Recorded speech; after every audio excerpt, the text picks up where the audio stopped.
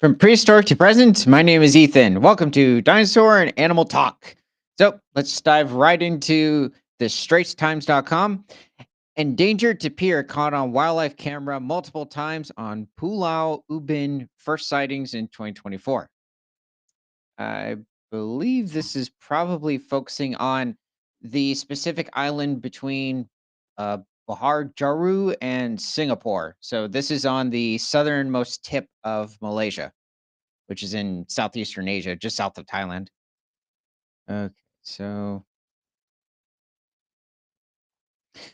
this is I wonder what he's eating. They do feed the Asian tapir in general, so it's a black and white tapir. The tapirs over in South America, which is a separate species, are specifically like a grayish to a blackish sort of coloring, and also their calves are brown and white, well, with the load of brown spots. So these animals, they can reach to somewhere around 1,300 pounds with this specific species. Most males tend to reach around 800. See, camera traps on Pulau Ubin caught the female Malayan tapir feeding on fallen fruit in July and August. Oh, okay. I was wondering. Okay, a globally endangered Malayan tapir first spotted on Pulau Ubin in May could still be roaming the forested rubber plantations and fruit orchards of the island. I didn't know the island had rubber plantations or fruit orchards, but it's also quite surprising that the tapir is even here, considering the nearest protected areas are quite far north of Singapore or even the other cities in the area, and the fact that there is a tapir over here because it's completely, for the most part, cut off by development. There's been construction in different areas, and this is just simply quite surprising. They are able to swim. The animal was first detected on May 27th by camera traps at about 8:30 p.m. in the eastern part of Ubin, according to a Nature in Singapore journal record published on November 29th. How well can they swim? That's a good question. I'm not so sure. I'm guessing they can swim like for at least 2 miles with minimal effort. This marks Singapore's first photographic evidence in 2024 of a Malayan tapir, which is considered non-native for the island state. Malayan tapirs are pretty much native to the whole country, so it's just specifically that island probably hasn't had tapir in several decades, or it might have been longer, maybe somewhere between 1 to 2 centuries. I'm not sure on that. But tapirs are native to Malaysia. Also within the region, you do have Asian elephants, not specifically in this area, but further north in Malaysia, there's somewhere between 2 to 3,000 Indian elephants within the country. So they can reach somewhere between 9 to 10,000 pounds. They mainly feed on a wide variety of different species of um, trees within the region, as well as occasionally different species of fungi. And they will even venture after different species of grasses where grasses are available, depending on where they are in Malaysia. Because of the dense rainforest within Malaysia, in certain areas, there just simply isn't any access to grass. So they have a much higher leaf diet. And also, when it comes to Indian elephants, the females will contain tusks, but they're just much smaller compared to their body size. Also, compared to African elephants. And as they age, they also start developing a lot more freckles, more of spots on their face. The nocturnal creature was caught by camera traps again in the night and wee hours of the morning on several occasions between July and August, which showed it feeding on fallen fruit and tree branches in western Palau Ubin. Researchers concluded in the wait, did I already see this? No. In the November 29th record that it was the same adult female due to a curved scar on the creature's backside, the equivalent of a mark on a human's left buttock. Okay, that's an interesting comparison. The tapir was filmed by chance in a study being conducted by George Mason University in the US, the National University of Singapore, and National Parks Board. That's interesting. The study was to monitor the distribution and population of Pulau Ubin's greater mouse deer, a species once thought of as extinct here until 2009 when a breeding population was confirmed. I didn't know that there was a mouse deer population that was found here over in this part of Malaysia. It is interesting.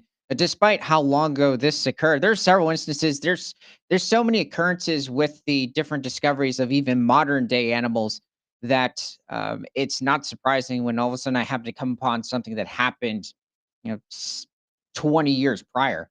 So this is quite interesting. Also, because certain countries they're also not as talked about, or at least certain animals. Is there anything else you could tell us about tapirs? Um, let's see. They are close relatives of horses and zebras as well as rhinos. They're members of the parasodactyl lineage of mammals. And so when it comes to Asian, the Asian tapirs, they do have to be quite cautious for the Bengal tigers within the country. Bengal tigers within Malaysia, there's a population of somewhere between 250 and 400 tigers within the area. They're focused on different protected areas, at least four that I know of within Malaysia, but they're much further north of Wait, Singapore. you're saying the Bengal tigers focus on eating things in the protected areas? Okay, yeah, of course they would. Okay, they will feed on tapirs, younger elephants, different species of deer within the region, probably a mouse deer if they come upon it, and let's see who else. Occasionally, certain species of monkeys. These are both. So this is in Royal Bellum State Park, where this trail camera caught a picture of what looks to be a thin tiger. He's probably somewhere around 3 years old. He doesn't seem to be a very old individual. And so yeah, this is much further north within the country. Where was this? Oh yeah, this is also within Taman Negara National Park. So within these areas, you also tend to have smaller populations of Indian elephants as well. And then also within these areas, you have the clouded leopard, which its closest relative is the Sundan or the island clouded leopard within the island of Borneo. And this animal only reaches somewhere around 50 pounds and also contains some of the longest canines compared to its body size of any modern day cat. Despite them only reaching somewhere around 2 inches in length. These animals are also the most arboreal of any cats. So, unlike most cats, or pretty much any other cat, they have the ability to simply sleep by hanging upside down with all four paws from a tree branch. And they also will routinely chase monkeys over in the trees, but they'll also feed on smaller species of deer, especially muntjac deer in the region. He seems to have good dental hygiene.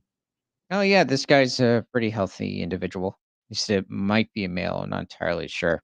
Males are slightly larger than the females. Okay, well, let me know in the comments what your favorite species of Malayan mammal is, and let's head over to the next article. So, from Sci News, Dinocephalosaurus was fully marine reptile. Was a fully marine reptile? Edit people, and even gave birth at sea. Paleontologists from Germany, China, the United Kingdom, and the United States have described in detail Dinocephalosaurus orientalis, a remarkable marine reptile from the Middle Triassic of China, on the basis of 7 beautifully preserved specimens. Oh, wow. I didn't know we found that many Dinocephalosaurus. So this looks like this is probably taking place during the Triassic period.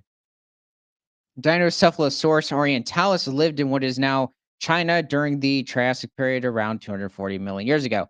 Well, this was at the very start. So, Dinocephalosaurus first evolved. Well, okay, it's part of a lineage of marine reptiles from the Triassic period. This is also shortly before the dinosaurs would evolve, and also many different clades of marine reptiles. This animal is not a plesiosaur. The plesiosaurs have not evolved yet. It's a member of the Tanystrophiid lineage of reptiles, as well as Tanisaria, more specifically, which first evolved somewhere around 247 million years ago, towards the um, near beginning of the Triassic. And these animals were quite abundant during the Triassic. They would eventually go extinct at the end of the period around 201 million years ago. It's a big mystery as to why they ended up going extinct.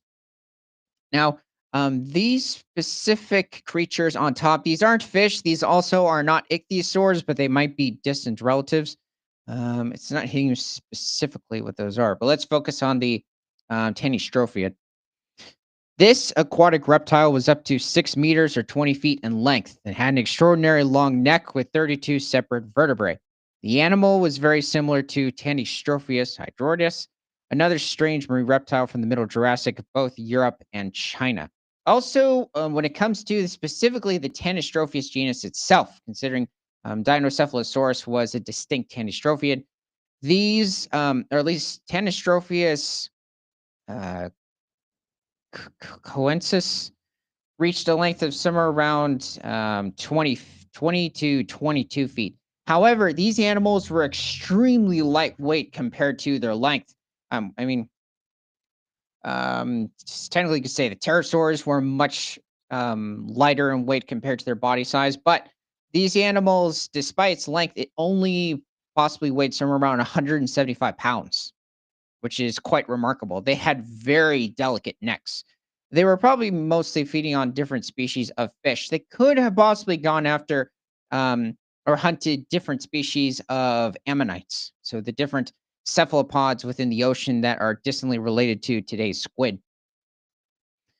Both reptiles were of similar size and have several features of the skull in common, including a fish trap type of dentition.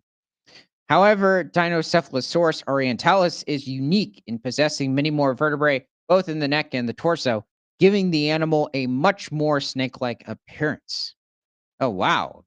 This is an incredible specimen. This is very well preserved. Almost everything is intact. Well, not including like preserved skin, but in terms of the bone, this is amazing. Dinocephalosaurus orientalis was almost certainly a fully marine reptile and even gave birth at sea. It has been agreed upon by many, f or let's just say it has been agreed upon that virtually all marine reptiles would have given birth at sea and did not have the physical abilities to give birth on land. Simply would have also just suffocated under their own weight. The exact function of its extraordinary long neck is unclear, but it almost certainly aided in catching fish, which are preserved in the stomach contents of one of the specimens. That's even better. Hmm. I wonder if it's hiding within the rib cage over here. This is an interesting layout. Despite superficial similarities, the reptile was not closely related to the famous long-necked plesiosaurs that only evolved around 40 million years later and which inspired the myth of the Loch Ness monster. This discovery allows us to see this remarkable long-necked animal in full for the very first time. Well, the thing about the Loch Ness monster is the problem with those the specific pictures and depictions of the animal is that it's showing a neck that's vertically positioned outside of the water, so with a straight neck. And the problem is, if you were to do that to a plesiosaur, you would break its neck. Plesiosaurs did not have the ability to move their neck in that sort of way. So Why did they most, always show them like that? Or they still do, don't they? yeah, they do. I think it's because many do not know that, or they just still assume that plesiosaurs had like a wide belly and then just that long neck straight up in the air. But they have them curving it. Um, Yeah, that used to be an older representation with older models of plesiosaurs, but if you go further back into the 1800s, they would even show it where it was not just that it was curved straight up, like similar to a giraffe, but even like they could twirl their neck. It was a big, oh yeah, it was a big question as to how specifically their necks would have moved, at least how flexible they were. They're not that flexible. This discovery allows us to see this remarkable long necked animal in full for the very first time. It is yet one more example of the weird and wonderful world of the Triassic that continues to baffle paleontologists. Yeah, I think the Triassic is one of the neatest periods in time. I mean, it's definitely one big jump in evolution for many clades of animals. Now, not that periods like the Permian didn't have a massive explosion of species, but definitely the Triassic. We are certain that it will capture imaginations across the globe due to its striking appearance, reminiscent of the long and snake like mythical Chinese dragon. I never imagined a dragon when I see a Tenistrophiid. I just think it's its own thing. Like even a plesiosaur is really hard to compare to because of how thin their neck is, along with the skull structure of their face. I mean, even when you look at like the different elasmosaurids later into the Cretaceous of plesiosaurs, even different cryptoclydids from the Jurassic. So I'm talking about just different long neck plesiosaur groups. They're very distinct from this animal. Even when you look at the feet and the distinct tail. So let's see. Dinocephalosaurus orientalis was first described in 2003, but the discovery of additional, more complete specimens has allowed the authors to depict the bizarre long necked creature in full for the very first time. Among all of the extraordinary finds we have made in the Triassic of Guizhou province, oh, it's a Chinese Trinostrophia. That's why he mentioned the Chinese dragon, but it still doesn't look like a dragon. Anyway. That well, wasn't hitting me. Dinocephalosaurus orientalis probably stands out as the most remarkable. I don't know. I like Tanystropheus because that is a specific genus with, I believe, 4 different species. I'm not so sure about Dinocephalosaurus, but it is possible also Tanystropheus might have existed further, um, much further into the Triassic compared to Dinocephalosaurus, which was around 240 million years ago, about 7 million years after this clade of reptiles first evolved. So, um, let me know in the comments what your favorite early Triassic reptile is, and let's hop on to the next article. By uwa.edu.au. World's rarest marsupial shows sign of recovery after near extinction. Well, looks like we have here the Gilbert's potteroo, which is a member of the Potteroideae lineage of marsupials over in Australia, and I believe there's at least 17 different species that coincide with the Gilbert's potteroo, or at least are members of Potteroideae. A new review has documented the remarkable journey of Australia's most critically endangered marsupial, the Gilbert's potteroo, from its rediscovery to ongoing recovery efforts. The research, which was led by the Department of Biodiversity, Conservation, and Attractions in partnership with university researchers and the Gilbert's Potteroo Action Group, was published in Pacific Conservation Biology. I didn't know there was a Gilbert's Potteroo Action Group, but the thing is that yes, this the Gilbert's Potteroo is extremely rare. It's only found in a very small region of southwest Australia, and it's good to see that there is an action group. I'm actually quite picky when it comes to these different conservation programs. It details 30 years of conservation work since the species was rediscovered at Two Peoples Bay Nature Reserve near Albany in 1994 by then PhD student and current adjunct senior research fellow from the University of Western Australia, Dr. Elizabeth Sinclair, after being presumed extinct for over a century. So the Gilbert's potteroo only weighs somewhere around 3.5 pounds or what 1.4 kilograms. And the interesting thing about this animal is that it mostly feeds on different species of truffles or different species of undergrown fungi as well. I believe there's a small part of its diet, though, that might consist of insects or possibly fruit. Now, in the region where it exists, well, which is the Two Peoples Bay Nature Reserve, it's literally on the coast of southwestern Australia. It's a very small area. I believe it's like somewhere around 17 square miles or a little over 38 square kilometers. And in this region, you also have like the western gray kangaroo, which reaches somewhere around 100 130 pounds. mostly feeding on different species of grasses. When you look at different species of ground dwelling kangaroo, because they're also the tree kangaroos over in northeastern Australia. Um, the ground dwelling kangaroos tend to have mostly a grass diet because their specific teeth structure is meant for grinding the tough grasses, whereas the wallabies, not so much. You also have the common brush tail possum within the region, which mostly feeds on different species of eucalyptus leaves and um, occasionally fruit as well, but it has to consume insects in order to reproduce.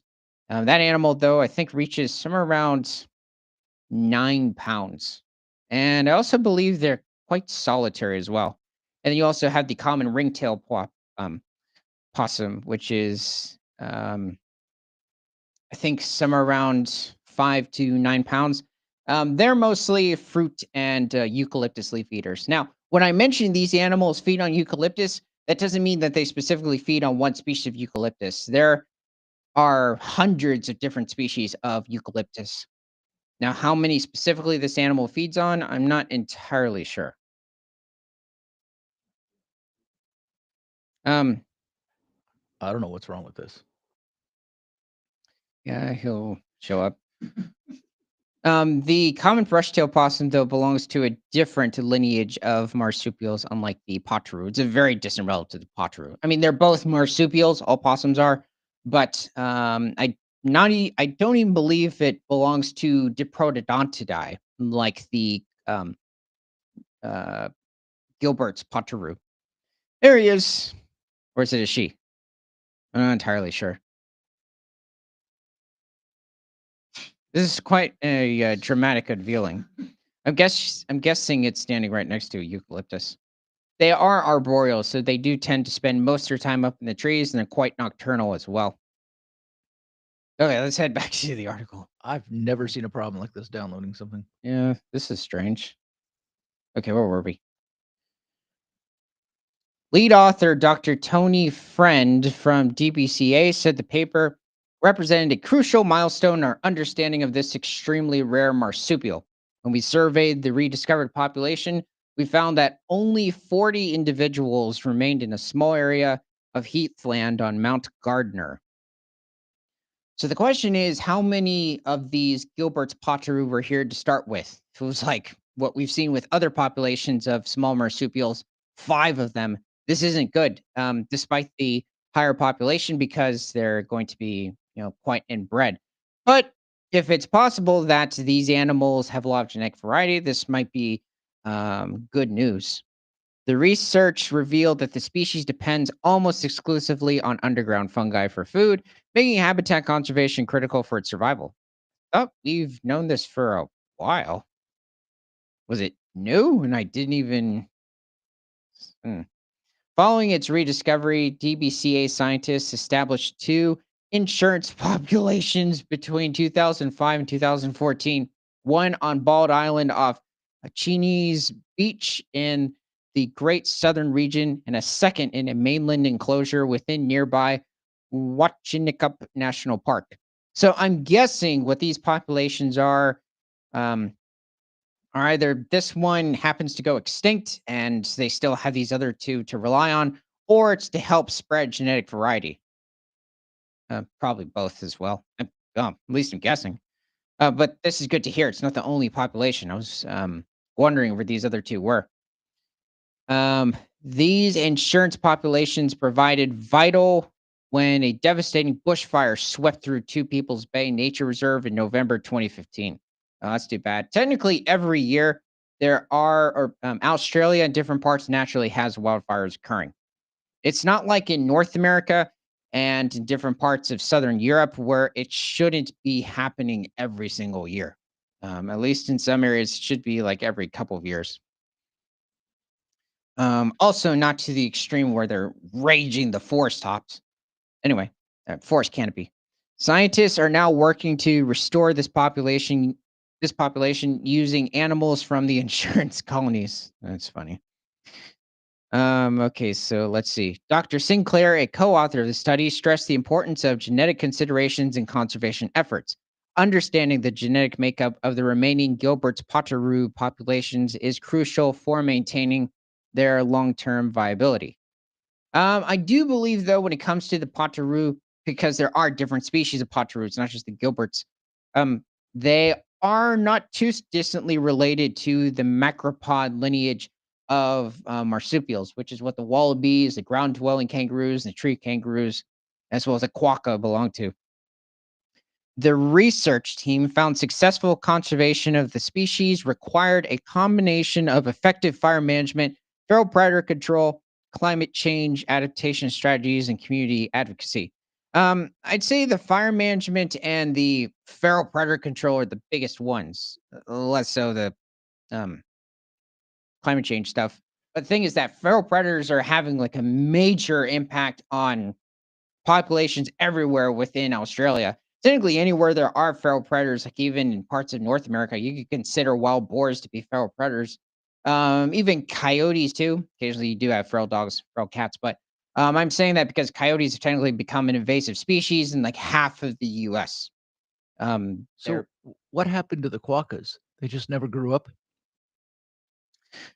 Um, well, yeah, that too. They're pretty small, but there is a population of quokkas over in Western Australia, but it's not near the Two People's Bay nature preserve. That's over on the extreme southwestern coast of Australia. It's over on Rottnest Island, which is over towards somewhat northwestern Australia, and they're nowhere near this population. I also don't even believe there's any predators on the island as well. I don't even believe like there's even any feral predators. So that's, I believe, a healthy quokka population. At least while there's still space for them to continue growing. Okay, let's see. Where were we? The research team. Oh, okay. Who else is over here? I don't even know of any dingoes that could possibly be patrolling the area. I mean, you have about okay. This is probably over on Rottnest Island. The other populations are towards other parts of southern Australia. But yes, this seems to be a happy female with her Joey. Hopefully, she will not. Oh, okay. This is a quokka, with her Joey. And yeah, so this is a member of the macropod family. So they are related to kangaroos, but they are their distinct genus of macropods. So the quokka, they reach somewhere around 9 pounds. They're pretty small. That's a large male. And I think at most they can hop at somewhere between 12 to 15 miles per hour. They're not very well. I mean, for their size, that's not bad speed. That's actually pretty decent. But they mostly feed on also different species of shrub within the region, less so grasses. Occasionally they will, but it's mostly just focusing on different species of shrubs. They also have much smaller legs and even um, overall ankle bones compared to their body size than when comparing them to different species of wallabies, or even kangaroos. So they do have a different dental structure compared to like true kangaroos. And yes, this is another happy quokka. Yeah, it's interesting why I'm not sure entirely why they create such a positive facial structure when they're feeding, but you could say, well, they are enjoying their food, which is true. Um, even like during the dry season, they always seem to be quite thankful. Yeah, let's sit back. So, what happened?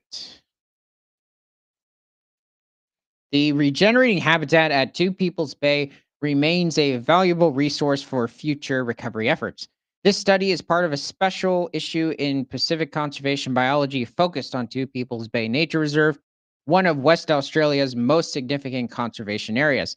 Created in 1961 to protect the noisy scrub bird. Wow, I'm glad that we got other animals in the area, especially the marsupials. And I'm not usually too thrilled when I hear something like a protected area was founded because there was some woodpecker. Uh, but this is good to hear. um, which has since been instrumental in protecting several threatened species, including Gilbert's potteroo. Okay, well, um, we still don't. I think even they were mentioning it's a bit of a question at the moment what the genetic makeup is. Um, but besides that, it's good to hear there's at least 40 in the region. Let me know in the comments what your favorite species of marsupial is over in Western Australia. And let's head over to the next article. So, from EurasiaNet.org, Kazakhstan launches program to reintroduce tigers to lost habitat. Wow, I was hearing about this actually years back that it was possible they were going to reintroduce. Let me phrase that. It's going to be likely they were going to reintroduce either Amur tigers or Bengal tigers to Kazakhstan, considering Kazakhstan, literally most of Asia, I'd say all of Asia, used to be just 200 to 300 years ago, prime tiger country. Occasionally, possibly even marching into Greece or Eastern Europe at certain points. But looks like they're doing it. Officials hope to set example for revival of endangered species. So this is probably one of the rehabilitation, like penned areas where they have the tigers or any animal in general get used to the climate and the terrain a little bit before finally releasing it. They could be in here somewhere between um, 2 days to a week. The tiger brought in from the Netherlands is undergoing an acclimatization process. Yeah, this is it, in a small enclosure before moving to a more spacious area. So he's just, it's possibly he. Um, a bit nervous and, it's a completely different region. It's drier. I mean, it's coming from the Netherlands, so it's a lot more, humid, a lot more dim and lighting. It's just like, whoa, where am I? You're in a desert, pal. No, I'm just kidding. There's actually quite plentiful habitat for a wide variety of different species in the region, but no, it doesn't get anywhere the amount of rainfalls in the Netherlands. Anyway, Sorry, everybody, you can't read this. I couldn't fit it on. following up on their success in reviving the threatened Saiga antelope population, authorities in Kazakhstan are attempting to reintroduce tigers to an area near Lake Bakahash. So, Lake Bakahash is a large lake within northeastern Kazakhstan. And there's also a small national park within the region. It's in the south central region of the lake. The lake kind of makes a bit of a turn, U turn.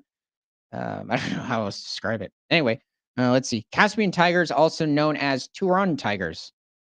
I haven't heard of that before. Okay. Roamed the Kazakh steppe until disappearing about 70 years ago. I think it was a debate as to whether or not the Caspian tiger or the Amur tiger was larger, or at least at the moment it's the Amur tigers. So, to launch the revival program, Kazakh authorities announced September 23rd that two Amur tigers. Okay, so they are bringing in the subspecies of Amur tiger to the region. Interesting. A male and female were brought in from the Netherlands. I honestly think, though, it would have been better if they brought in Bengal tigers because there's a lot more genetic variety.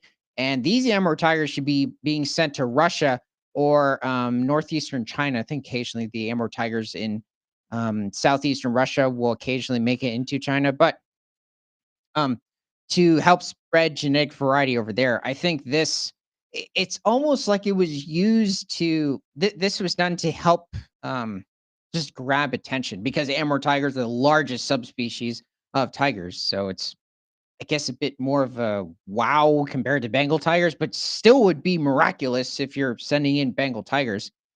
That's just my opinion. We have the largest count of when it comes to subspecies of tigers is the Bengal tiger. Okay, let's keep going. A male and female were brought in from the Netherlands. Wait a second, you just brought two? Okay, in 2025, up to four more Amur tigers are expected to be procured from Russia. Why? It should have been Bengal tigers. This isn't good. Okay, well, when it comes to the animals they're going to feed on, This region, I believe, is like the southernmost extent of the Saiga antelopes range, which is a species of antelope with an extremely long nose. But I might be thinking of like the northern central region of Kazakhstan. There are possibly onagers or a close relative of like the donkey within the region. There are the Bactrian deer, which is another species of another member of the Cervus genus of Cervidae. So technically, it's a close relative of the red deer and North American elk. So those animals can reach somewhere around 500 pounds. There's plentiful amount of them, especially within the 300 square mile national park within the region. What'd you say they're called? Bactrian deer. You get to about like 500, 560 pounds. And who else is over here? The occasionally brown bears and wolves, smaller than other areas of Asia, but will venture down to this region. But let's see. Ecology Minister Yerlan Nisan Bayev said Amur tigers are preferred for the program. Oh yeah, here's the Bactrian deer. Yeah, they just have tags on them, so these are probably part of a research study. And yeah, also they have a quite unique um, colorization, unlike most species That or thing most doesn't look real. most members of service. It definitely looks like something between red deer and North American elk. Okay, so hmm. Okay, said Amur tigers are preferred for the program because they, like Turan tigers, are accustomed to severe cold, while other tiger species thrive in warmer climates. You could still get a Bengal tiger to adapt to it. I mean, there were several instances of Bengal tiger, especially if it grew up in a cool area like the Netherlands. But even like different Bengal tigers in captivity over different parts of the United States, Canada, maybe other zoos over in Europe or rescue centers, sanctuaries. I still think you could have used the Bengal tigers, and also genetically, it wouldn't be as much of a concern. Siting standards developed by the International Union for Conservation of Nature and Natural Resources, Amur and Turon are not considered separate subspecies of tigers. So the animals being reintroduced to Kazakhstan can be classified as the Turon or Caspian breed. What? They're Amur tigers. No, they can't. That doesn't make any sense. For Kazakhstan, this is not only an ecologically important project, but also a symbol of joint efforts to restore the natural heritage. Yeah, I believe like the Caspian tiger went extinct somewhere between either the late 1800s or early 1900s. That specific subspecies. Um. Anyway, let's see. Is there anybody else I can think of in the region? Um. Hmm. It's not hitting me. The Kazakh government first expressed a desire to reintroduce tigers in 2010. It's possible in the more mountainous regions there might be snow leopards. That's very possible. Okay, so 2010. Yeah, it's been a talk for a while. I remember back in 2018 this was being mentioned. 8 years later, with support from the United Nations Development Program, the Ile Balkhash State Nature Reserve. This is where it is. Okay, this is a 300 square mile, or wait, is it 300? No, no, no. But that's a bit small.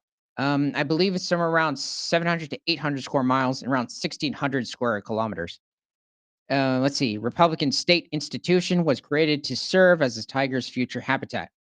Okay, yeah, that'll excite you. Let's see. The reserve features thousands of hectares of forested territory near Lake Balkhash and preserves the unique biodiversity of steppe ecosystems, including rare and endangered species such as Saiga antelope. Okay, so there are Saiga in this region. I was thinking they were restricted to further north and then different parts of southern Russia, as well as heading over to Mongolia and possibly northern China. Okay, let's see. Marbled polecat. Oh, yeah, that little guy. And the Pallas sand grouse. Okay, that's funny to mention him. I was going to guess the cat, like the Pallas cat. Presently, the tigers are undergoing an acclimatization process in a small enclosure near the protected area before moving into a more spacious area. The department said in a statement their descendants will live in the wild in the national park, which is projected to accommodate up to 100 tigers, officials say. Turan tigers tend to be larger than other tiger types. Why are you calling them Turan? These aren't Turan. You're not going to get Turan tigers for a while. Like, probably. I mean, here's the thing: physical adaptation changes can occur quickly. I mean, you can have it like certain diet changes. Also, with the climate, you you could have it where, in a few hundred years, actually less. We've seen it with certain populations of wolves that have been moving to different areas over, like I think in was it Finland, over from Russia, and they had dramatic physical changes within a few decades. So, but I'm not sure if that made them a genetically like distinct subspecies. That could take a few hundred years, some cases possibly a couple thousand, but a couple thousand, that could be a distinct species. Anyway, but at the moment they're just confused amur tigers. Okay, let's see. Um, I'm going to say Okay, that was funny. the amur tiger's preferred habitat was among the reed thickets and forests along the. Okay, well, technically this would be the Turon, not the amur, if you're talking about this specific habitat preference.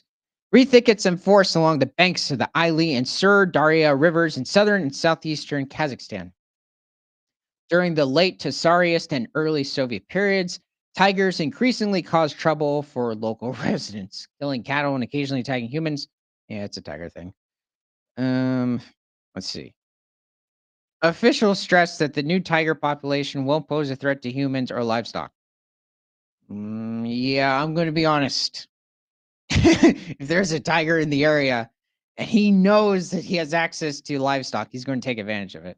Is that like it's a tiger thing you wouldn't understand? Yeah, that's just goofy. Improving the tiger's natural food supply and the remoteness of the reserve will help avoid a conflict between the tiger and humans. No, I disagree. There's this place called India. Has a lot of problems, and there's plentiful food in many of these regions, and they still hunt livestock people. The main food source for the tigers will be wild boars and saigas. Uh, you've got the deer in the region. I might go after them, of which there are now more than enough in the country. Yeah, the question is, remember, tigers, predators in general can be picky unless they're specialists, which means they primarily stay on a specific food source, like the crab-eating raccoon focuses on certain crustaceans. I guess that's not the best comparison, but most larger predators, if they can take advantage of an easier food source that's also sustainable, um, they they will stick to that food source until uh, Are you saying the crab-eating raccoon you won't find in a dumpster? yeah, you won't. No, they specifically focus on those crustaceans. That's why if you move that specific animal out of that ecosystem, it just perishes. Whereas a common raccoon just becomes a globalist, or just it just takes over the world. Anyway, let's see. The main okay, an ecology ministry statement cited Gert Pollitt, a wildlife expert at World Wildlife Fund Netherlands, as saying the restoration program gives hope that similar revival efforts for endangered or dispersed species could succeed elsewhere. The Turon tiger experiment hopes to emulate the success of the Saiga antelope or population restoration. I wouldn't compare the carnivores with the herbivores in this situation. I mean, there's over a million Saiga antelope out there. I haven't checked though on their genetic distinction. There's certain animals with high populations, and they're not very genetically distinct, unfortunately. Um, but yeah, definitely that's just not a comparison. At the outset of the 21st century, Saigas were listed as critically endangered. They've been common for a while. 2 decades of well coordinated conservation efforts among international organizations, Kazakhstan government agencies, and local stakeholders have helped restore the population to roughly 2 million today from just 39,000 in 2005. I, yeah, I didn't know they were that low back then. But 2 million, it's dropped a bit since that number in the past few years. Saigas are presently considered to be a near threatened species. Okay, well, when it comes to this tiger thing, I think it's goofy when it comes to them just sending Amur tigers and not specifically Bengals. It's nice. I mean, it's fun to hear that they're sending tigers to Kazakhstan anyway, but it's just you know anyway. Well, let me know in the comments what your favorite species of Kazakhstan mammal is. So Kazakhstan is located between the Caucasus region, of Western Asia, so areas such as like Armenia, Georgia, Azerbaijan, and then it is on the east side, bordered by Mongolia and China, and then to the north there's um, Russia, and all the stands on the bottom. Anyway, let me know what your favorite mammal is from Kazakhstan. Let's go on to the next article. Okay, from Sci News. Paleontologists discover two new species of pachycephalosaurine dinosaurs. Oh, this is really good to hear. Two new species of pachycephalosaur. Okay. Paleontologists have unearthed the fossilized remains of two new small-bodied pachycephalosaurians. One in the Dinosaur Park Formation. This is over in okay, it even says it, Alberta. This links to hold on, and the other in the Hell Creek Formation, Montana. Okay, so the Dinosaur Park Formation is somewhere between 76 to 74 million years ago, during the Campanian stage of the late Cretaceous. And then the Hell Creek Formation is towards the last 2 million years of the Cretaceous, around 68 to 66 million years ago during the late Maastrichtian. So who do we have here? It's definitely not Pachycephalosaurus. Let's see. Spirotholus uhotsai, fighting below larger pachycephalosaurs, the Hell Creek Formation, Montana. Wait, hold on a second. It just says smaller species fighting below. You figure it out. So what are they, Stegosaurus or something? Thanks. And no, that's not a stegosaur. It's actually a species of Pachycephalosaurus, Stegosaurus. I think they get to around 5 to 6 feet in length, or around 2 meters. Okay. One of the new dinosaur species, named Spirothalus laosi, lived 75 million years ago in what is now Canada. The other Spirothalus trigonum lived in the United States approximately 67 million years ago. Okay.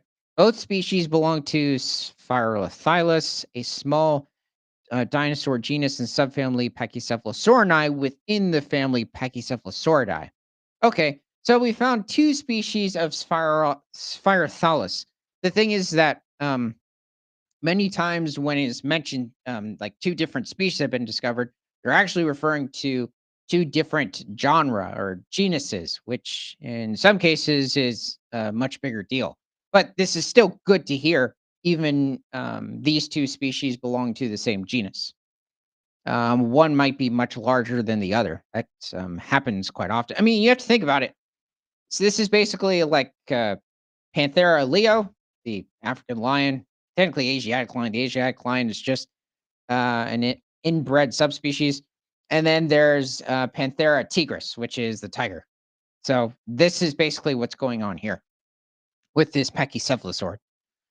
Despite a poor representation in the fossil record with their thickened frontoparietal domes and hypothesized headbutting behavior, yeah, it is a bit of a question as to whether or not these animals would have headbutted each other like Rocky Mountain bighorn sheep do today over in the Rocky Mountains of North America, or like even Cape Buffalo in Africa, or they might have headbutted each other on the sides, considering it looks like Pachycephalosaurs, at least Pachycephalosaurus itself, which also existed at the very end of the Cretaceous. It has also been found within the Hell Creek Formation. They've been found with armor-like um, skin on the sides of their rib cages. So um, it is still heavily debated. Looks like they might have Stygimoloch over here. That dome's too big for like Draco Rex. And also, no, there was that big debate between whether or not Pachycephalosaurus, Stygimoloch, and Draco Rex. These are three different Pachycephalosaur genre. Like they were growth stages. And it's been much more agreed upon that looking at their distinct um, just overall morphology that they are different genre or species and not growth stages. Okay, so let's see. While the true function of their unusual cranial domes continues to be debated, considerable research has focused on their autogeny and diversity. This work has been complicated by an unusual fossil record that is dominated by disarticulated cranial remains, with associated skeletons being exceptionally rare.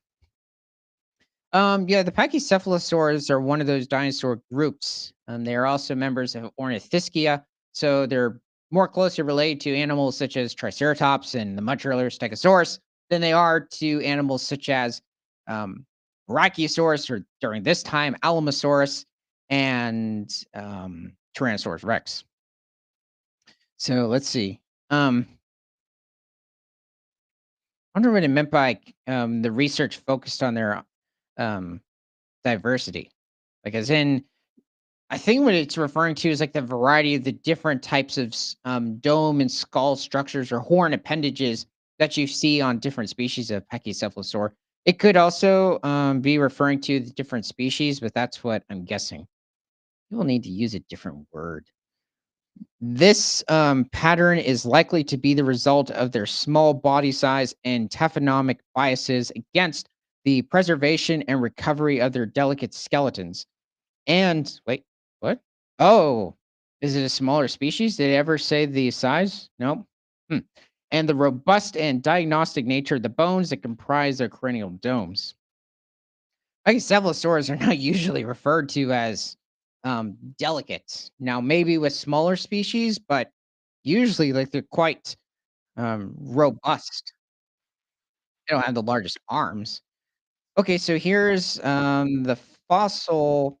I'm guessing this is a different these are different parts of the dome, and just here's the 3D model, and then here are all the different osteoderm appendages. So these are the, um, armor horn-like appendages, amongst the dome. Anyway, let's keep going. Oh, okay, yeah, here's the skull. So it's the holotype left skull muzzle of Sphaerotholus, turned negative to this specific species. Sphaerotholus lyonsi and Sphaerotholus trigonum are each represented by an isolated skull muzzle, a skull bone found in most reptiles, amphibians, and birds. The holotype of Sphaerotholus lyonsi was collected on the north side of the Red Deer River in the northeast region of Dinosaur Provincial Park, Alberta, Canada. Oh, okay, it wasn't hitting me. So one species of um, Sphaerotholus was found in Alberta around what, 8,000,000 years prior to when Sphaerotholus, trigonum showed up. I don't think it was found 8,000,000 years prior. Well, oh, I mean, in the formation, it's 8,000,000 years earlier, I think. The holotype of Sphaerotholus trigonum was collected from the lower half of the Hill Creek Formation around 45 kilometers southwest of the town of Jordan in Garfield County, Montana, the United States. Yeah, I just to make sure, because some people sometimes believe this, Pachycephalosaurs and dinosaurs in general evolved before wheat or before pasta. So we're not eating pasta. Before lasagna? Yeah, that too. Or Bill Murray. So okay, so the specimen was collected from the same channel complex and no more than 500 meters from the holotype locality of the dromaeosaurid Archaeoraptor temeratyrum. Oh, interesting.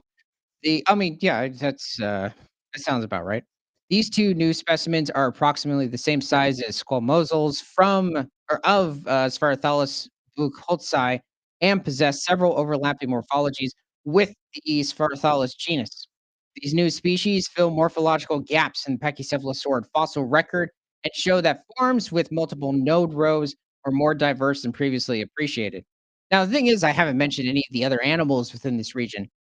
If we're starting with, Alberta, so around 75,000,000 years ago, in the Dinosaur Park formation, you have earlier species of Tyrannosaurs such as Gorgosaurus, which is a close relative of the Daspletosaurs and Albertosaurs that have been found over in the Horseshoe Canyon formation of Alberta, which is around the same time.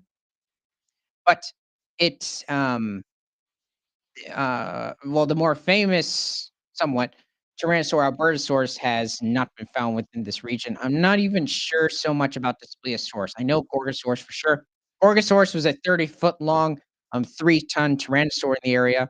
And then you had hadrosaurs such as Parasaurolophus, a 35-foot long, 6 to 7-ton animal. I think some walkery, Parasaurolophus walkery might have become even larger, and as well as Corythosaurus, Lambeosaurus. I believe even Dromaeosaurus might have been within the region as well. A smaller species of Dromaeosaur raptor within the region. It's around 6 feet in length, probably weighed somewhere between 30 to 40 pounds, and had a much more robust skull structure compared to a distant relative of it, the Velociraptor. But Velociraptor wouldn't evolve for another 4 million years over in Mongolia. So it exists around 71 million years ago. And then, if we're looking at the other species of Pachycephalosaur over in the Hell Creek Formation, around 67 million years ago, it coexisted with Triceratops, as well as Ankylosaurus, Torosaurus, and as well Tyrannosaurus Rex within the region. So it had to watch out for all of these animals, considering even the herbivores could possess a threat, sometimes worse than the Tyrannosaurs. So let's see. Um, Although aspects of Pachycephalosaurid phylogeny remained unresolved and contentious, due in part to the incomplete nature of the remains, their remains. This analysis is the first to identify possible evolutionary events in two distinct lineages of small-bodied Pachycephalosaurin in North America. So here's another look. Okay, so it's that part of the head, the right squat muzzle. Sphaerotholus iosi and Sphaerotholus charregnum provide evidence that small-bodied dinosaurs are still to be discovered in well-sampled formations. Um, yeah, we hope for that in every single formation with with any small dinosaur. What? What does that have to do with the skull? Okay, Pachycephalosaurid diversity in the dinosaur park and Hell Creek formations was richer than previously thought, and the diversity stop using that word! Oh my gosh, switch. Okay, and okay. Ah! Species with ornamentation consisting of multiple node rows are in fact more numerous and the D word. What did you find? You found nothing. Okay, you did with the different skull structures, but this is irrelevant. Okay, you know what? I'm glad that Sphaerotholus lansai and Sphaerotholus trigonum were eaten by Gorgosaurus and T-Rex occasionally. Uh, anyway, I'm gonna stop it at there. I'm glad that we found these different skull structures of both species of Sphaerotholus, yeah, as well as there was that distinct third species, but that's already been discovered. I don't remember what part of the Cretaceous that it was in. So, let me know in the comments what your favorite species of dinosaur from the 75 million year old Alberta is, as well as 67 million year old Montana. And in the comments, and from prehistoric to present. Oh, My turn. oh, oh, this. Okay, I might have a random article or two thrown at me.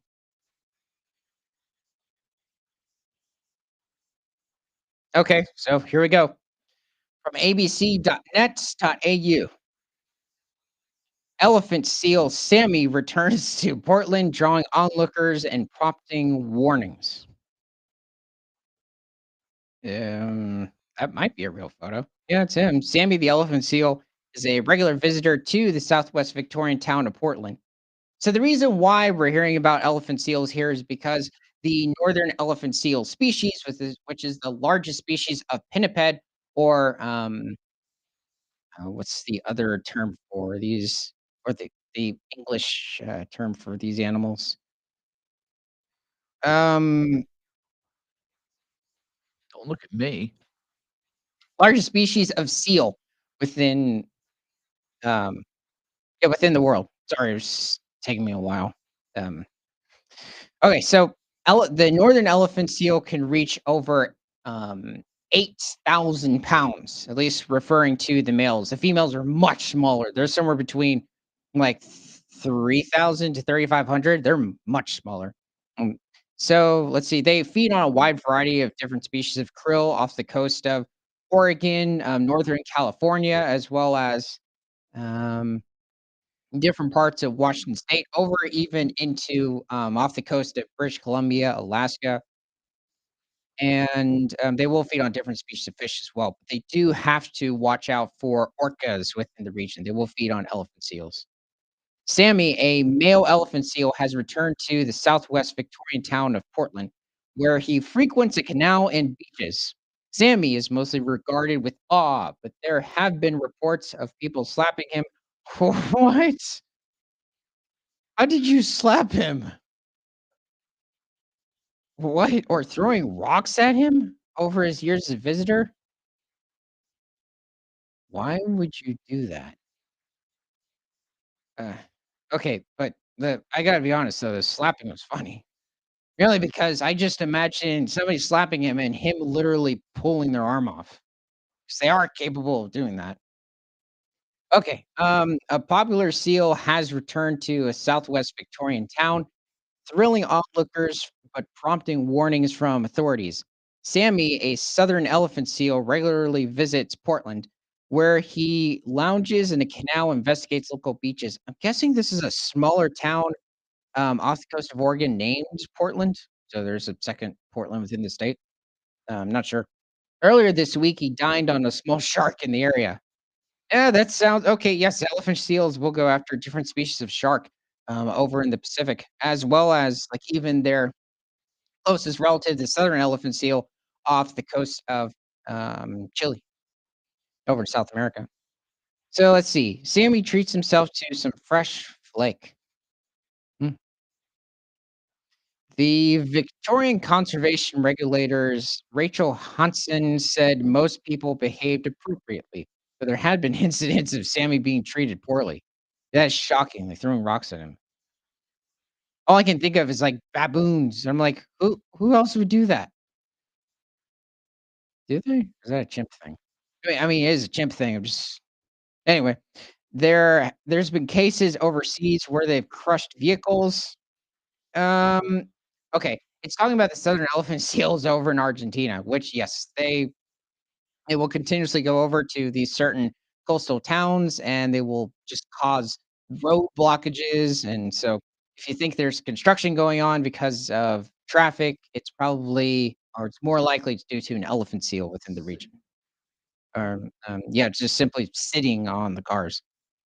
They're definitely not friendly when you get too close, and they're quite protective. Well, yeah, if he's getting slapped somehow or having rocks thrown at him, yeah, I hope so.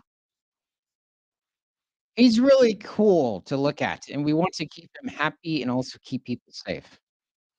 Keep him safe, jeez. Authorities are urging people to keep their distance from Sammy while he is in town. Ms. Hansen said wildlife officers were patrolling the area to ensure the well-being of Sammy and the public. We just encourage people to stay 30 meters away. That means somewhere around 90 feet Who in the US uses meters?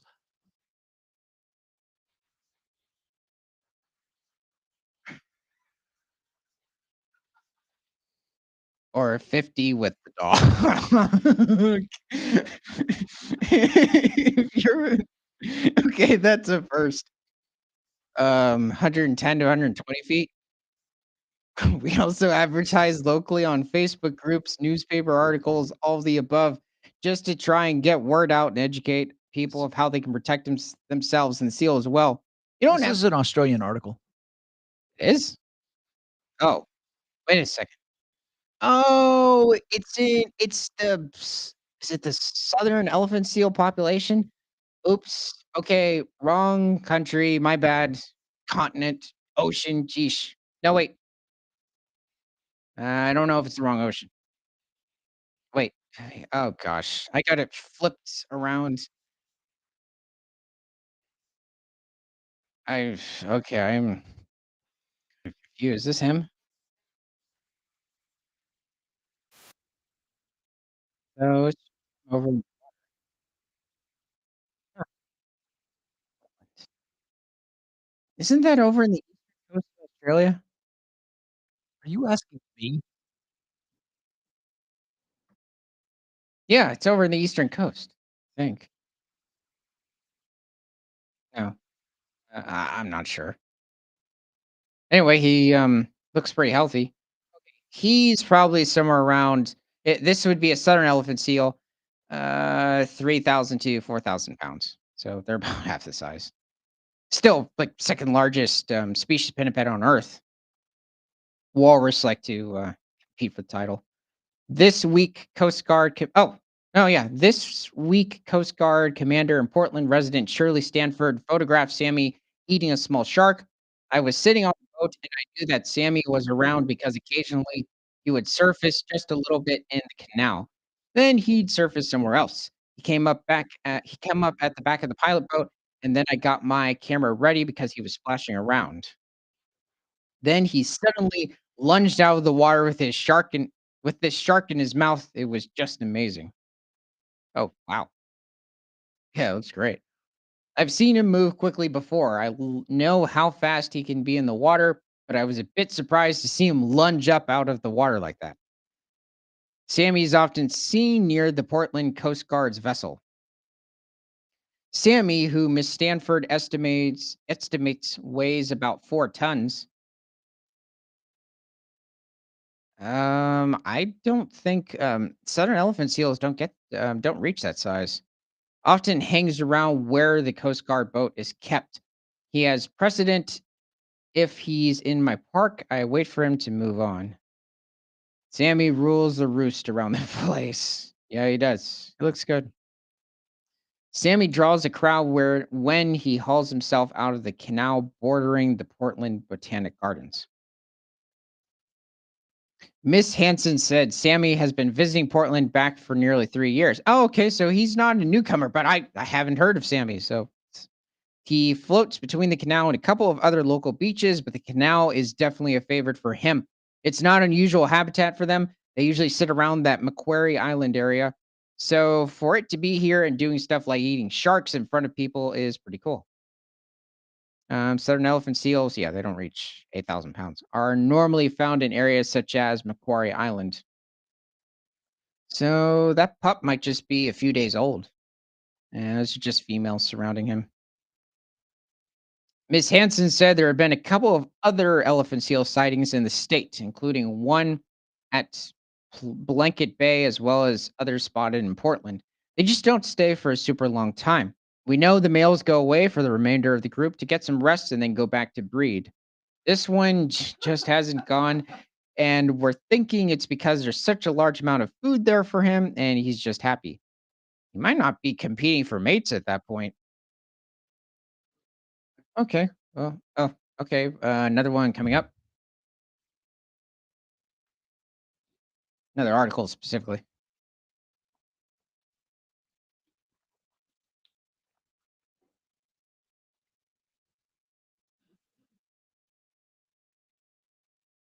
Okay.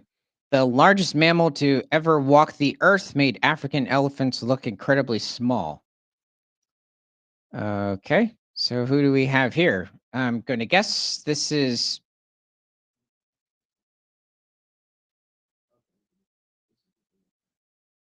So this is an early relative of the rhino, but this is not the largest animal or mammal to exist. That would be Paleoxodon. And that is a large species of mammoth that outweighed Paraceratherium, which is an early member of the rhinoceros. Try to say the family. Rhinocerodontomorph lineage. Their kind would die out though towards the beginning of the Miocene, but this existed in the Oligocene epoch, somewhere around 25 to 27 million years ago. And below them, I believe those were tiny hyenodonts. Um, but Paleoxodon wouldn't appear until the Pleistocene epoch, so somewhere around um, what 800,000 years ago over in Europe. Since the demise of the dinosaurs, okay, let's see.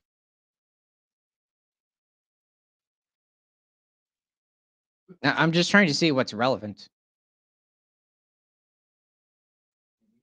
Um, okay, now it's mentioning the debate. Yeah, let's go to another one.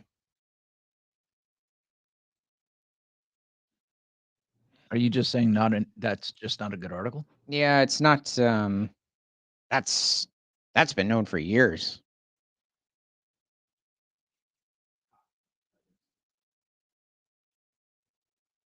The more. Oh. Okay, so discoverwildlife.com. 1.1 million year old mammoth discovered in Siberian wilderness. What scientists find in its DNA has got them excited. A groundbreaking study has shed new light on the microbiomes of mammoths by examining hundreds of remains, including those of steppe mammoth found near the Idika River in northeastern Russia. Is that a preserved foot? Like I thought I was looking at a tree, but I think that's the fur. Wow. Okay, that looks good. And this is also really good to hear. Yeah. Okay. Most of these preserved mammoths that we tend to find are mostly calves or just young baby mammoths that had just been born and they ended up getting or becoming frozen to death. So this is good to hear. Well, possibly an adult. I guess we're not entirely sure. When it comes to interactions between animals and microbes in the ancient past, focus has been primarily on humans and our closest ancestors rather than extinct animals such as mammoths. I wouldn't say that. Is that a speak for yourself type of thing? Yeah, I wouldn't necessarily agree with that. A new study led by Benjamin Gwinnett from the Swedish Museum of Natural History has analyzed microbial DNA from no fewer than 483 mammoth remains. Wow, jeez, that's a lot. Okay, that's good to hear. These remains span over 1 million years and were uncovered. So, this is during the Pleistocene epoch or the Ice Age, but at least towards the middle of the time period. And were uncovered from 7 sites located in Canada and Russia. So, yes, some different parts of the Yukon, possibly in Nunavut territories, and the northwestern territories have um, showed different specimens of woolly mammoths, Mammothus primigenus, these distinct genus and species specifically, as well as in, well, it didn't mention Alaska. I was going to say mammoths have been found in Alaska and definitely different parts of Russia, especially the Siberian part. Using a variety of different genetic techniques, Gwinnett and his team identified 310 microbes from a range of different mammoth tissues, from teeth to tibia, referring to the shin bone, the tibia. Mammoth tusk. I was hoping like a mammoth, like a painting, showing it amongst like cave lions or maybe other mammoth individuals, rhinos. No, here's just a tusk. It's in the middle of it's on a Yukon beach. Oh, wait. Northern Yukon is beaches. Were there different species of mammoth? Oh, yeah. There have been a wide variety of different species of mammoth. Somewhere between 12 to 15 different species have been identified. And not just Mammothus primigenus, which is the famous woolly mammoth. Or Manny that everybody is most are familiar with. While most of these microbes are thought to have been derived from the surrounding environment after death, there are 6 that have been identified as host associated, meaning they lived symbiotically inside or on their hosts. The data set assembled by Gwinnett and his team includes 440 newly sequenced and unpublished samples from a 1.1 million year old steppe mammoth found near the Idika River in northeastern Russia, deep in the wilderness of Siberia. Okay, this specific mammoth might not be Mammothus primigenus. This might be a distinct species of mammoth, closely related to the more famous woolly mammoth. I'm guessing. In 2021, scientists successfully recovered DNA from a molar of this particular mammoth. Hmm. This proved to be the oldest DNA ever sequenced from animal remains, making the so-called Adica mammoth particularly famous. Huh, I haven't heard of the Adica mammoth. So let's see. Okay, yeah, so there's the molar. You can tell it's a very flat and smooth sort of a surface. This indicates that the mammoths in general, it's a very common dental structure within different mammoth species. We're mostly feeding on different species of grasses at this time. Also, the type of terrain that they roamed on for the most part was referred to as the mammoth steppe, especially during the Pleistocene. And this area, it was much drier and also a lot less snow than what you find on the Arctic tundra of today. So, Wait a minute, didn't you tell me that, mastodons have more of, like, sharp teeth? yeah, they have a much longer, like a wider surface, sort of a dental structure. So that indicates that the mastodons were mostly feeding on different species of leaves. Elephants today, especially African bush elephants, have more of a complex dental structures, so they can feed on different species of grasses and trees. But they also usually feed on mostly different species of grasses and trees that are native to those regions of sub-Saharan Africa. Now, there's also the thing where they can eat alfalfa and Bermuda hay as well. But at least when it comes to these two different groups of the elephant family, they were specialists. So they had to stick to these certain plants. You can still eat a wide variety of different species of grasses, or like over in the steppe, or the mastodons in the different forests, also further south, like in the United States. Like you had mammoths roaming Florida and Texas 20,000 years ago. You could also find mammoths, different parts of Western Asia, different parts of Europe, and they were also feeding in the steppe in those regions. From this same molar, as part of this latest study, Gwinnett and his team recovered genomic. That looks like a foot, not a Yeah, I was going to say that confused me for a second too. I'm like, wait, that's okay. Evidence of a host-associated microbe known as Erysipelathrix Erysipelathrix, which again was the oldest of its kind ever found. Um, let's see. So Erysipelathrix is a type of bacteria that's been has previously been isolated from dogs, pigs, cattle, and humans, and is thought to be involved in endocarditis, a potentially fatal infection of the inner lining of the heart. Oh. Evidence of Erysipelathrix-like bacteria was also discovered in woolly mammoth bones from a different time period and site. Presence of Erysipelathrix in both species of mammoth suggests this bacteria has long-term association with the group and may have had some influence on mammoth evolution.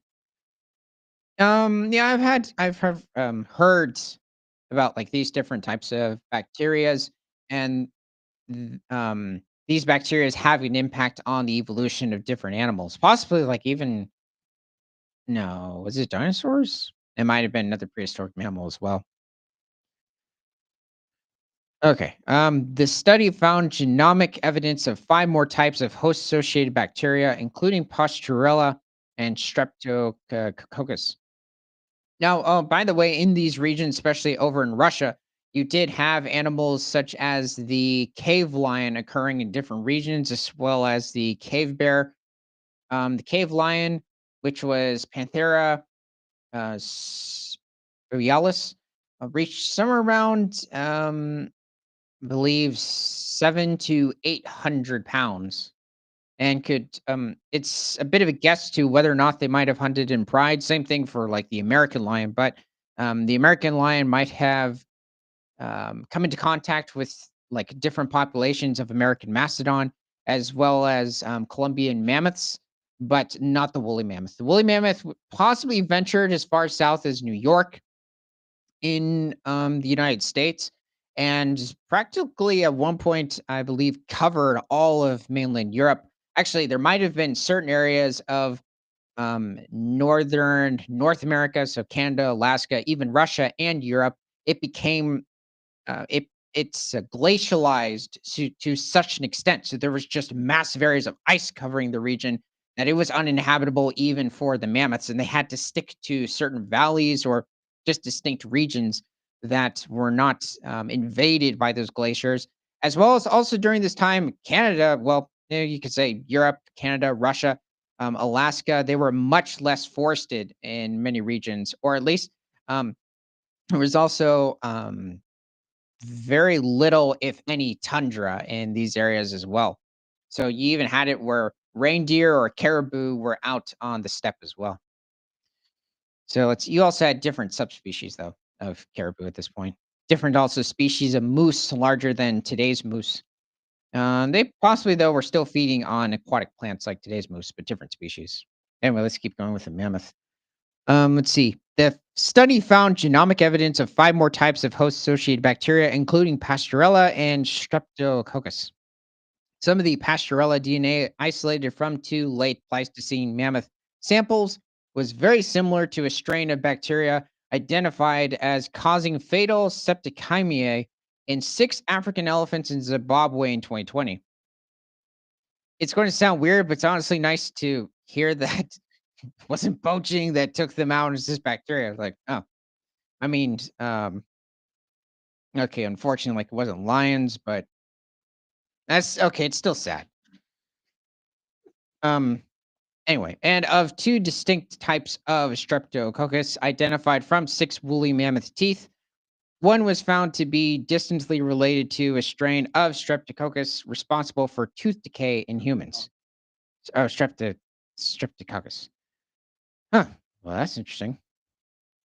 Wow, this is actually quite fascinating. Sometimes it just takes a little bit to process. Despite its somewhat bad reputation, bacteria isn't inherently harmful. Well, yeah, depending on the species, it can be helpful. It also depends on what organism that bacteria is inhabiting. And then some are. That's okay. That's a silly comment. In fact, many of the types identified in the study, including these three, can be harmless or even beneficial and only cause disease under certain conditions. Masharella, for example, is involved in the production of succinic acid and a naturally occurring acid that plays a crucial role in metabolism and energy production. Not only has this latest study assembled a giant database that will form the basis of further studies into the microbiomes of mammoths, it has also shown that it's possible to detect host associated bacteria in the remains of extinct animals. Okay, hold on. This new area of research has the potential to change. It's not important. Anything else? Nope. No, what I was going to mention is that the woolly mammoth is about the size of today's Asian elephant. So they could probably reach somewhere around 11,000 pounds or, um, what is that? A little less than 6 tons, but they had much longer tusks. Though I'm not entirely sure if they were overall like thicker or wider than today's Asian elephants. They were definitely more curved. Um, let's see. They are or at least the Asian elephant today is the closest relative to the mammoth, or at least, well, the woolly mammoth specifically. Let's see. Trying to think. Oh, okay. Okay, we're going to move on. Let me know in the comments what your favorite species of Pleistocene or Ice Age mammal is, even your preferred character over in Ice Age. Okay, so let's see. Small rabbit by goodnewsnetwork.org. Small rabbit with a black tail not seen in 120 years found hopping around Mexican mountains. Yeah, that's specific. Somewhere in the mountains of Mexico. Ugh, okay. The Omaltimi cottontail rabbit caught in a camera trap. So it's subspecies of cottontail. A species of cottontail rabbit endemic to Mexico has been seen again for the first time in over 100 years following committed search by biologists. So is it a distinct species? Okay, now that's even better. Like, that's really good to hear.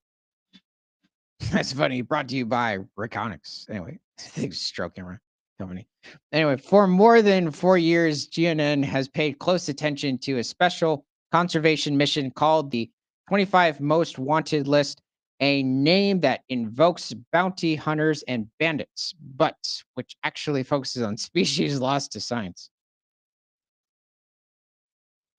Okay, we don't know at the moment where this cottontail is located. So if it's in northern Mexico, which is possible, it also coincides with the southernmost American black bear populations within North America. So there are black bears within the northern regions of Mexico. And yes, occasionally they do feed on rabbits if they can catch them. They can. Over those 4 years, the organization behind the list called Rewild has located 13 of those species, which range from fungi, I think I misspelled it, and and insects to larger animals like deer. Yes, there are white-tailed deer over in Mexico, as well as I think mule deer in the western part, possibly Baja California. This most recent hit was the Omeltemi cottontail rabbit, what? Unmistakable for its small and black puffball of a tail, so counterintuitive to the reference to cotton in its name. This enigmatic rabbit was last seen by scientists in 1904 and was feared extinct. But after a 5-year search in the Sierra Madre del Sur mountain range of Mexico. Oh, okay. To be honest, still not hitting me where that specifically is. It's clear the little hopper is undoubtedly still among us. Just knowing that it had been 100 years and no other scientist had seen a live Elmotime rabbit is incredible. You guys went all this way for a rabbit? Hmm, that's actually that's fascinating. It's totally different from the regular cottontail, and I was completely amazed and very happy to have that opportunity to see one. Um, Well, anyway, I mean, it's good to hear that we found this species of rabbit. Um, yeah, I guess if er, okay, let me know what your favorite species of rabbit is in the comments. I almost said like rodents in Mexico, but that's not very appealing. No, no, no, no, no. Yeah, rabbits are lagomorphs, not rodents. This is what I think it is. We probably already. Is this the guy? Yeah, we already. Yeah.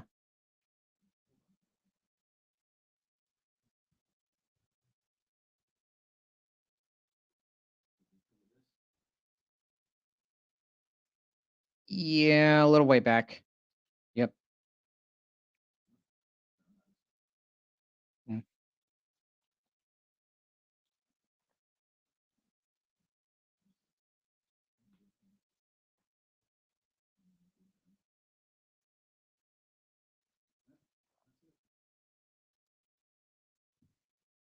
Okay, well, we're going to end it here. Hope you enjoyed this nighttime podcast. And from prehistoric to present, my name is Ethan. This is Creature Guide Live Daily News. Remember to like, comment, subscribe if you love talking about animals, and share this show with everyone you know, because nothing is better than all animals all the time.